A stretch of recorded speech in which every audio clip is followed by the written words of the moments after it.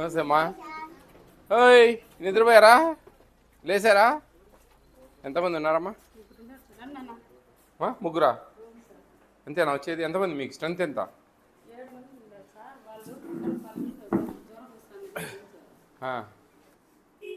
ఏదిమ్మా attendance list ఇవ్వండి.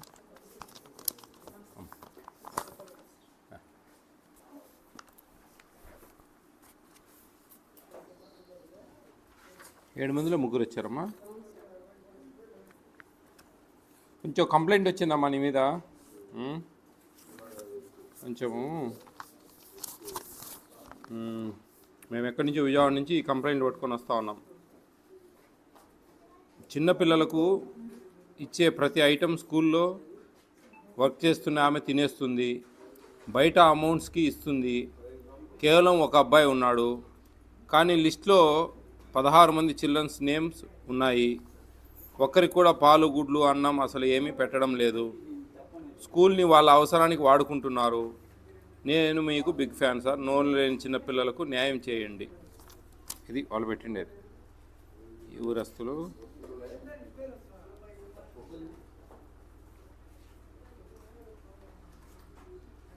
ఇప్పుడు message కూడా పెట్టారు మళ్ళా.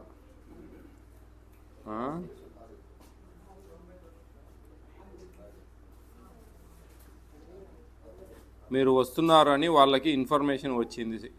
స్కూల్ మొత్తం క్లీన్ చేశారు. బయట విలేజ్ నుంచి చిల్డ్రన్స్ని పిలుచుకొని వచ్చారు. అదేమ్మా, ఏంటి మీ సంజాయిషి? ఎంతవరకు నిజం, ఎంతవరకు అబద్ధం?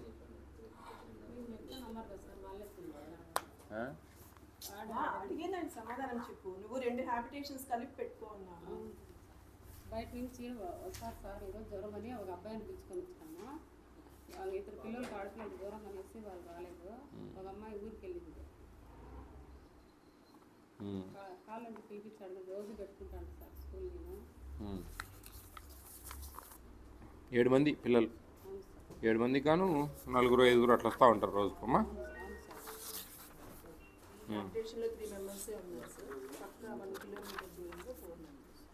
వాళ్ళు ఎట్లా మీరు పక్క హ్యాబిటేషన్ అంటే ఎంత దూరం?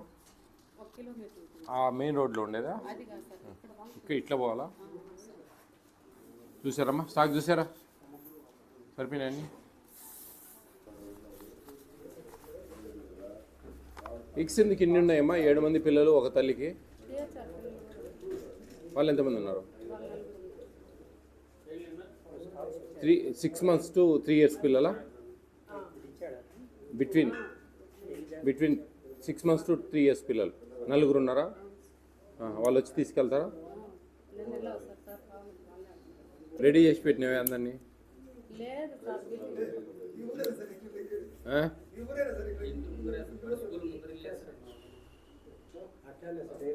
ఈ ఎండకు మీకేం పని అబ్బా బయట?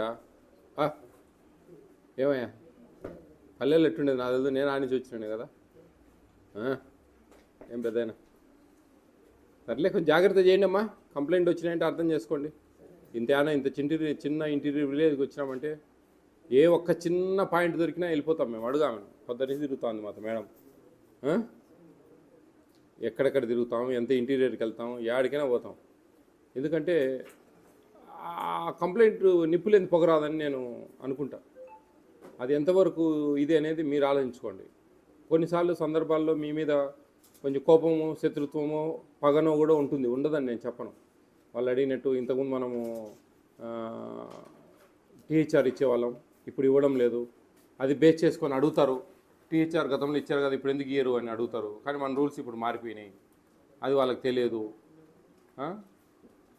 కొంచెం గర్భిణీ స్త్రీలకైతే ఇలాంటి వాళ్ళకు ఆమె వస్తుందా భోజనానికి ఇక్కడికి? రోజు రాదు. అంటే మీరు క్యారియర్ పంపిస్తారా? అన్నం, బియ్యము, గుడ్లు ఇస్తారా? ఆ ముగ్గురికి మీరు ఇక్కడే చేసేసుకుంటారా భోజనమ్మా? అదే జాగ్రత్తగా చేయండి అమ్మా. ఏదైనా చిన్న పొరపాటు ఉంటే సర్దుకోండి. ఇంకోసారి జరగకుండా చూసుకోండి.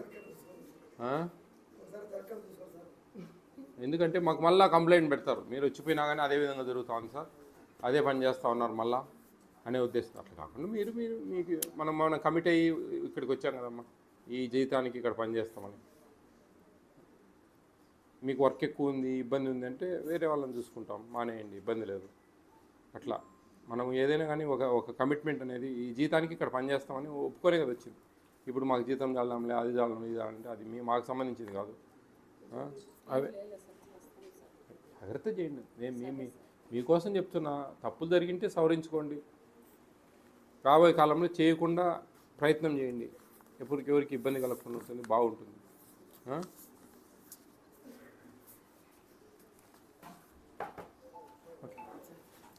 ఓకే అమ్మా, జాగ్రత్త తల్లి. నమస్తే అమ్మా. మీరమ్మా? నేను సిడి సిడిపో. సిడిపో మేడం కూడా సిడిపో, అడిషనల్ సిడిపో.